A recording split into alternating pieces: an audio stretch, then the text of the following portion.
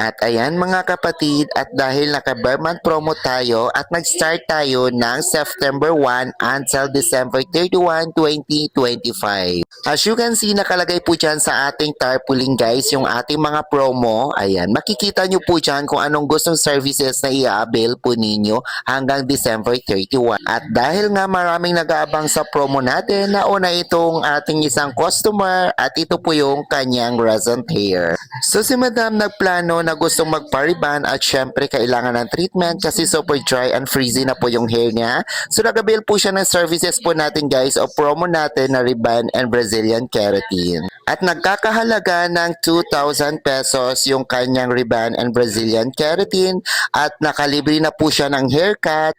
Tinanggal lang natin yung kanyang mga previous rebond guys for almost 3 years. Ayan, mga virgin na po yung hair na ating gagawin ngayon sa buhok ni Madam. Of course, as usual, bago tayo magsimula, isa-section muna natin yung hair ni Madam ng 4 section para plakado yung pag-a-apply natin ng rebonding cream number 1. At dahil dyan, umpisahan na natin yung pag-a-apply natin ng rebonding cream number 1 sa buhok ni Madam. At syempre, ang una-una natin gagawin ay mag-start tayo dito sa ating nape area sa likod. So as you can see guys, nagka-start na po tayo ng pag-a-apply dito sa likod ng buhok ni Madam. So syempre, nagsa-section din tayo dyan para lahat ng hibla ay malalagyan ng ating rebonding cream number 1. At syempre guys, dapat pulido yan. At syempre, yung pag-a-apply ninyo guys, 1 inches away from the scalp para hindi masunog yung ating mga anit pagdating po sa pag-a-apply ng rebonding cream number 1. At mag-ingat sa pag-a-apply guys at tingnan mabuti at i-analyze mabuti yung hair ni Madam kung ilang minuto ibababad at syempre i-check mo yan every now and then kung luto na ba ang hair ng ating client. Basta kayo na ang bahala, pag nag-test po kayo ng buhok, pag nagra-rubberize na, so ibig sabihin luto na yan at syempre pag tinali nyo guys at hindi na bumalik yung tali, ibig sabihin luto na po yung ating rebonding cream number 1. So after natin malagyan lahat ng mga buhok ni Madam at syempre ibababad mo yan ng 40 to 45 minutes at syempre nakadepende pa rin yan sa iyo guys, i-check mo yan every now and then kung luto na ba ang buhok ng ating client. Be mindful guys, huwag kalimutan ang oras dahil napaka-importante niyan at dahil pag nasubrahan yan sa babad, may case na mapuputol yung buhok ni client. At syempre ang ginamit natin dyan na rebonding cream number 1 is yung Bio Extenso po natin guys na kulay red na sobrang ganda at sobrang legit to guys pagdating sa rebonding. At pwedeng gamitin yan kahit may kulay yung buhok at kahit may mga previous rebond, napakaganda po niyan. So after ng 40 to 45 minutes, nagbanlaw na ako dyan, hindi ko na pinakita at syempre ito na, binublower ko na siya para planchahin natin. At syempre guys, ang kailangan pagbublower mo dyan is 100% dry siya para yung pagplansa nyo is very smooth. Banlawan lang siya na matanggal lahat ng stain or lahat ng mga gamot na nilagay natin sa buhok ni client. So after natin mablower at mapatuyo siya ng 100%, so ito na po yung kinalalabasan ng buhok ni Madam. At ngayon mag-start na tayo sa pagpaplansya guys. So ayan, nakita nyo naman, medyo nag-straight lang siya kasi na-applyan na natin siya ng rebonding cream number 1. So ayan, nakita nyo naman, nag-start na tayo sa pagpaplansya at syempre naka-section pa rin siya ng 4 section.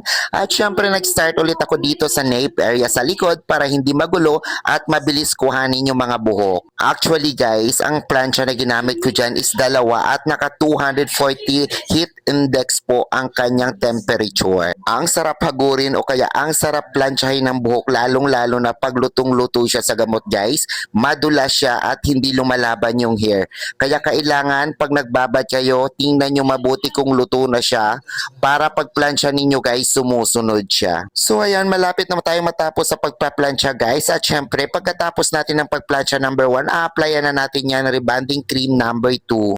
And finally, after 45 minutes na pagpaplansya, ito na siya. Natapos na natin yung pagpaplansya guys. At nakita nyo naman, plakado at smooth na smooth talaga at very shiny. At ngayon, mag-i-start na tayo sa pag-a-apply ng ating rebonding cream number 2.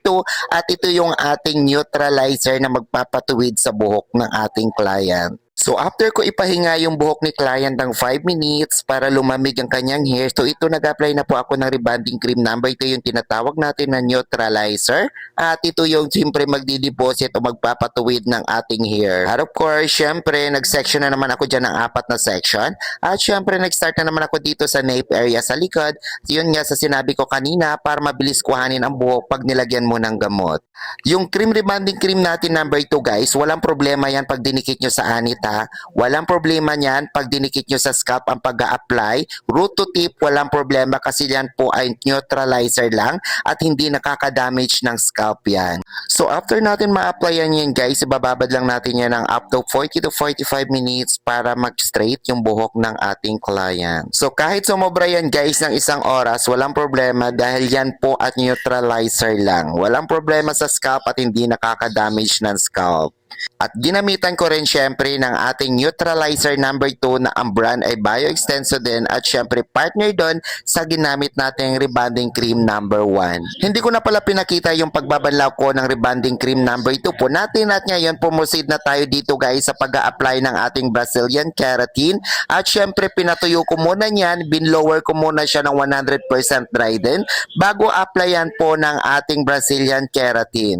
Gusto ko lang sabihin sa inyo guys, yung ginagamit kong pang Brazilian o treatment dito na sobrang ganda is ito lang hair lock. Actually, sobrang tagal ko nang ginagamit talaga tong hair locks. Since 2016, hindi na ako nagpalit ng mga treatment. Ito lang siya guys. Kasi sobrang ganda po nito. Mayroon po siyang argan oil, mayroon siyang collagen at napaka-smooth pag in-apply mo sa buhok. At syempre, nagtatagal siya ng 4 to 6 months. Depende po yun guys sa pagkikare nyo sa inyong mga hair. So ito na nga, after 45 to 1 hour ko siyang binabad. So ito na ngayon, patutuyuin na natin yung ating Brazilian keratin ng 100% dry para pag pinlansya nyo guys, talagang swak na swak at talagang napaka-smooth pag dry na dry siya. So after ko magpatuyo dyan guys, siguro for almost 20 minutes at talagang masakit na yung kilikili ko sa pagbo-blower dyan. So ito na, mag-start na tayo ulit sa pagpaplansya para matapos na itong ating mga paghihirap sa buhok ni Madam. Pero alam nyo ba guys, mayroon tayo iba-ibang techniques sa pagpaplansya. Yung iba kasi nag-i-start dito sa nape area, iba nag-i-start dito sa side sa tenga,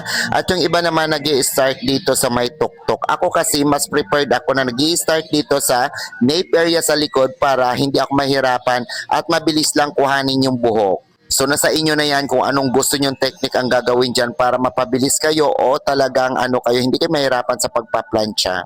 And finally, after natin matapos ang plancha dito po sa pagba-Brazilian keratin natin, ito na po yung final result. Nakita nyo naman guys, super shiny at syempre super bouncy at super ganda na ng buhok ni Madam. At natuwa nga pala siya dyan kasi nilagyan ko yung design ng kanyang hair sa harap guys, sa paggugupit para magkaroon ng body at syempre hindi siya plain na plain tingnan. Sa lahat po ng gustong magpagawa o sa lahat ng gustong magpa-appointment, try to message guys Pagupitan Salon. Hindi po ako tumatanggap ng mga walk-in guys unless wala po akong customer kasi lahat ng mga customer ko po naka-appointment po silang lahat. So ngayon bare months na guys, reserve your slot na kasi magkakaroon na tayo ng maraming customer niyan. So una-unahan na lang guys para sa oras at sa araw na pagpapareserve po ninyo. At pwede nyo rin po akong i-message sa aking personal account sa Facebook, Marky Junes Warnaba, sa lahat ng gustong magpa-appointment. Thank you po, maraming salamat po for watching and share this video. Thank you so much and God bless everyone. Happy weekend. Bye!